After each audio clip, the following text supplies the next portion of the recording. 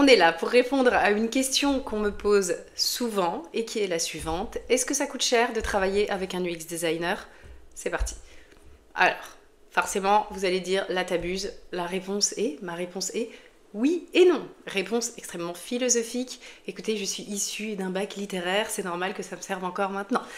Non, concrètement, un de nos objectifs en tant que UX designer, et même si c'est l'objectif principal en fait d'ailleurs, c'est d'apporter de la valeur. Apporter de la valeur à votre business, à votre entreprise, à vos projets, à vos services, à vos collaborateurs, à vos clients, à vos utilisateurs. C'est, voilà, très large. On apporte de la valeur. Et cette valeur, elle se mesure. Le fait de mesurer cette valeur va vous permettre de répondre vous-même à la question: est-ce que ça coûte cher de travailler avec un UX designer? En fait, tout est une question d'investissement de départ et de retour sur investissement par la suite. Pour pouvoir réussir à faire ce tour de passe-passe, tout simplement, il va falloir pouvoir mesurer de quoi on part et où on va. Et en tout cas, où on a envie d'aller régulièrement, peut-être par palier, et en tout cas dans le temps. Pour faire ça, on travaille avec des métriques, des données qui vont être quantitatives et ou qualitatives. Pour récupérer ces données, en tant que designer, quand on commence un projet, normalement, n'importe quel UX designer devrait vous demander vos métriques, que ce soit du quanti ou du qualitatif. Alors ça peut être du Google Analytics, ça peut être des avis sur des stores, ça peut être des retours de collaborateurs. Tout ça, si vous ne les avez pas, on peut le mettre en place au démarrage du projet.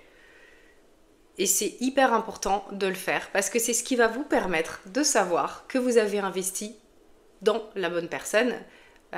Voilà, donc n'hésitez surtout pas, vous, si le designer ne vous parle pas de métriques, n'hésitez surtout pas, vous, à avancer ce côté métriques qui est important puisque ça va vous permettre de voir si vous avez vraiment investi pour quelque chose.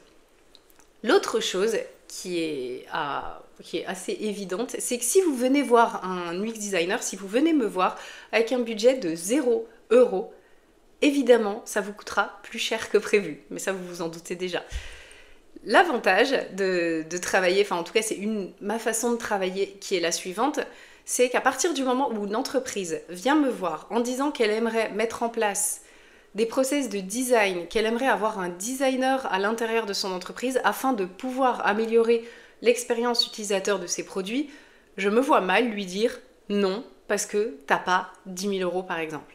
Mais effectivement, voilà le concret et ça, je vous le dis clairement, si je travaille sur un projet, ça va être entre 700 et 900 € jour. Ne tombez pas de votre chaise, ou alors si c'est fait remonter, j'ai pas fini.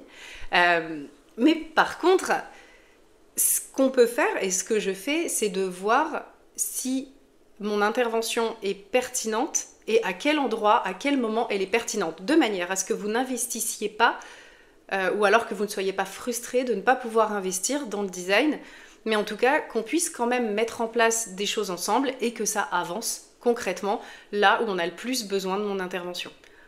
Donc, à vous de voir si effectivement l'intervention d'un designer, d'un UX designer coûte cher. Tout ça va dépendre du point de départ, de là où on souhaite aller et comment on va mesurer ça. Et en fait, c'est vraiment une question de retour sur investissement. Mais le retour sur investissement ne se mesurera pas si en fait il n'y a pas un point de départ, une métrique de base d'où on va pouvoir partir. Donc voilà, j'espère que ça répond à la question.